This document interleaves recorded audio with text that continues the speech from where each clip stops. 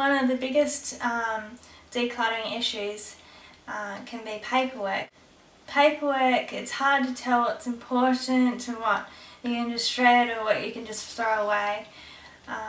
For me, it took me a while to work out what items were really important, what items to keep and which items I didn't need and I could just shred or throw away. Another thing that is really tough for me is how to store my papers. I used the traditional filing system and it just wasn't working well for me. I'd put things away, then I'd need to reference them for a tax return, so I'd have to leaf through all the files, pull out the files that I needed and then put them all back. And I was procrastinating putting paperwork away. I was just stacking it on top of the filing cabinet, and then ages later I'd get to finally filing it away.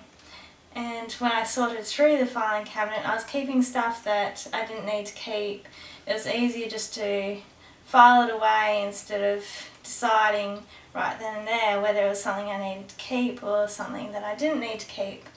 So then I searched for another way. So another traditional way of filing is to use an accordion file.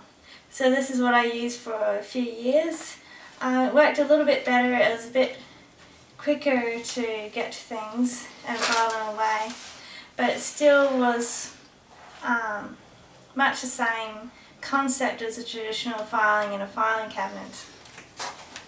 So I was thinking and searching for other ways of filing that would be better for me. I could quickly see what my bills were and I could quickly find stuff for my tax return, and a quicker way, an easy way for me to be more motivated with doing my filing.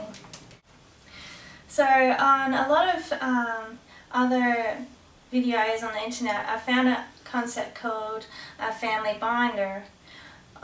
There's a few videos about a bills binder, so I decided to try that, and it's really working really well for me. I got two binders. One I put all my tax stuff in, and it's got several years worth of tax in there, and it's all with tabs in between each year, and so I can put in the tab at the front this year's tax items as they come up, and I can reference what previous year's tax items were. My other binder, I have put all my bills in, and